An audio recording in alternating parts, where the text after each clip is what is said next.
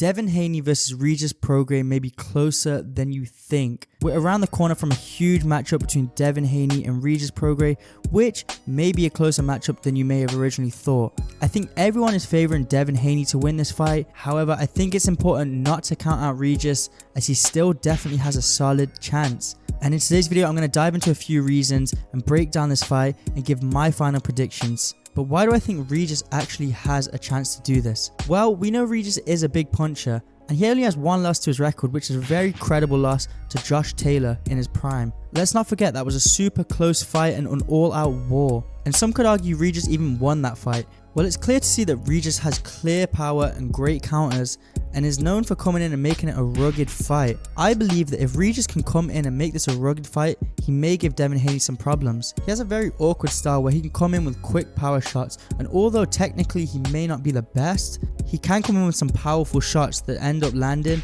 and can do some damage.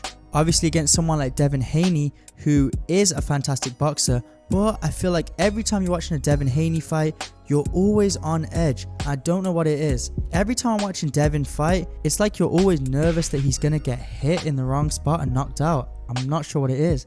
And I think this has been ever since his fight against Linares a few years ago, where Linares cracked and wobbled him. And for the rest of the fight, he was in complete survival mode. And those last 3 rounds of the fight, everyone was on the edge of their seats, waiting to see if he was going to get finished or not, which he was very close to happening. But it's not just that fight. We've seen Devin hurt in other fights too. Well, not necessarily hurt, but kind of on edge, like I said, like the Jojo Diaz fight. Jojo managed to get in and land some good counters on him, and you always have that sense of uncertainty with Devin Haney.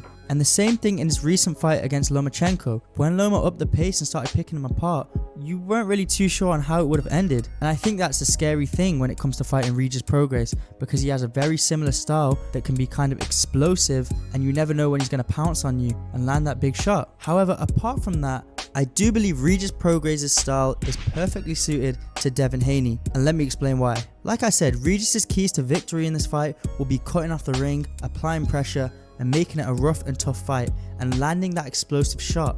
However, I don't see him being able to land that explosive shot as easy as he thinks. Well, if you watched his last fight against Zorilla, I think you'd understand why. If you break down and study that fight, we can see first of all, Regis Prograis does not have the best jab. It's clear that he telegraphs it very heavily, and it starts to become a pattern eventually, where his opponent can pick up on it, and Zorilla did pick up on this and started managing to counter him and time him effectively when he saw that jab coming. He tends to take a step forward before he throws that jab, making it obvious that that jab's coming, which allows his opponents to counter effectively. And this is something Devin's amazing at doing, especially with that lead straight right hand, which against southpaws, Devin is extremely accurate with. So I think if Regis has that same telegraphing jab, it will be a problem for him and he'll be easily countered by Devin. Let's not forget that Devin Haney has one of the most masterful jabs in the game, and that jab will be coming out like a whipping jab in his face. Regis has a very weird style of head movement and mainly uses his reflexes as his defense, which can be a problem. He tends to move his head quite a lot before throwing shots, which can make him fairly open and an easy target. And we know with Devin having extremely accurate jabs and straight right hands, it's going to be a problem for him all night. Another thing I mentioned, that it's a key for victory for Regis to cut off the ring, which we saw in his last fight, he was unable to do so.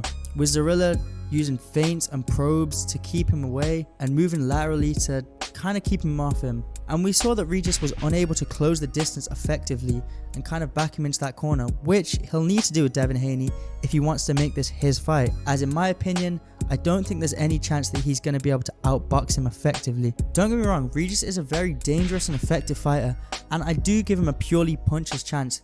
So if he is able to land a big shot on Devin, he may be able to take control of this fight. But other than that, I see Devin being able to control this fight effectively, outboxing him. So what is my prediction for this fight? Honestly, as boring as it sounds, I'm gonna give this a 12-round unanimous decision victory to Devin Haney, as I believe Regis Prograis is a perfectly picked opponent for Devin's style. Devin likes to move around, outbox, and keep him at bay, using his jab all night, and if he doesn't have to get into a firefight, he definitely won't.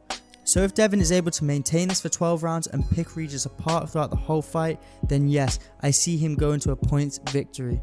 But what do you guys think? Will the young star of Devin Haney keep rising, or will Regis Prograis stop him in his tracks? Let us know in the comment section. If you enjoyed this video, make sure you smash the thumbs up button and turn on post notifications so you don't miss an upload from us. That'll be all. We'll catch you in the next one.